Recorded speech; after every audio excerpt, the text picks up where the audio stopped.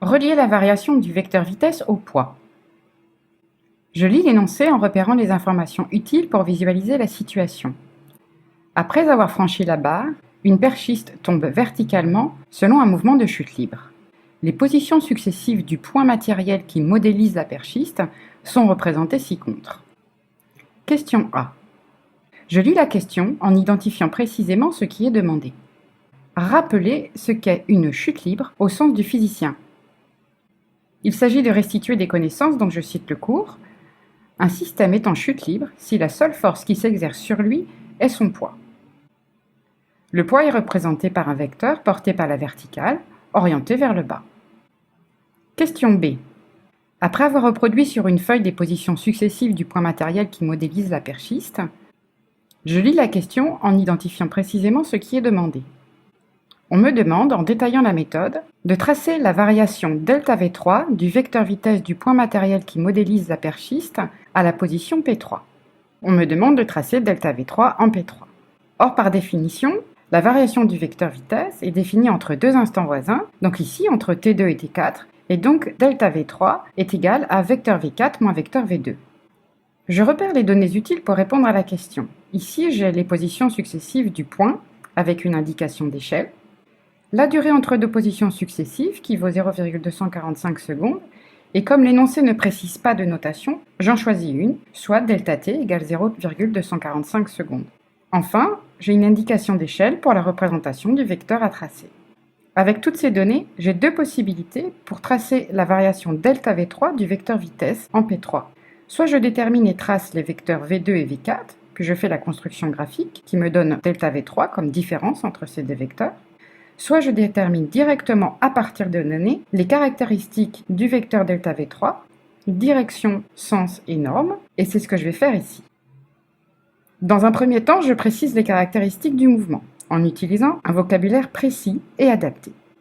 D'après l'énoncé, le mouvement du point matériel modélisant la perchiste est un mouvement de chute verticale. Il est donc rectiligne vers le bas. De plus, la distance séparant deux positions successives, prises à intervalles de temps réguliers, augmente au cours du mouvement. Donc le mouvement est accéléré. Ensuite, j'interprète ces caractéristiques en termes de vecteur vitesse. Le mouvement étant rectiligne, les vecteurs V2 et V4 ont même direction, verticale, et le mouvement étant vers le bas et accéléré, ils ont même sens, vers le bas, et en norme, V4 supérieur à V2. Donc, sans me préoccuper de l'échelle, l'allure de ces deux vecteurs est la suivante. Donc à partir de là, j'en déduis les caractéristiques du vecteur variation de vecteur vitesse que je cherche.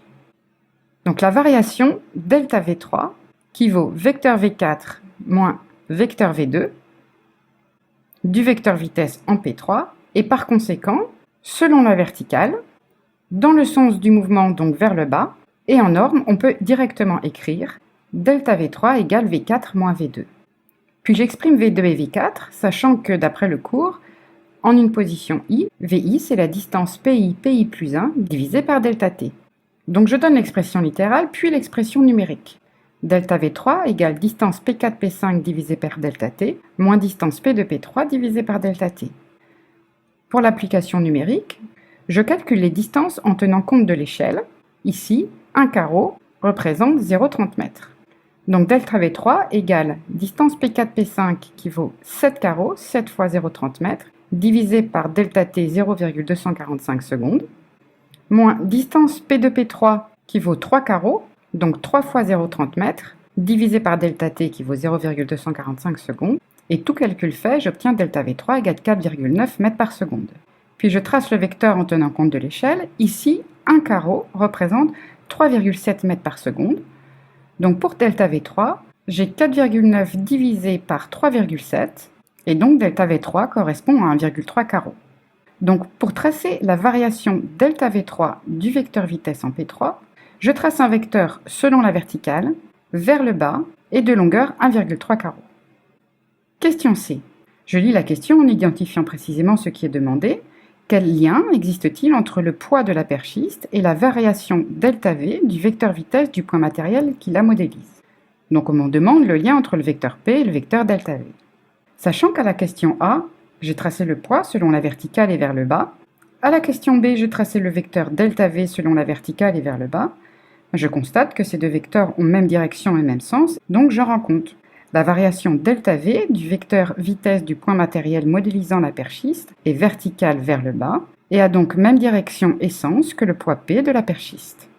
On retrouve ainsi l'application à la chute libre de la contraposée du principe d'inertie qui nous dit que pour une chute libre, dans le référentiel terrestre supposé galiléen, la variation ΔV entre deux instants voisins du vecteur vitesse est verticale vers le bas comme le poids P.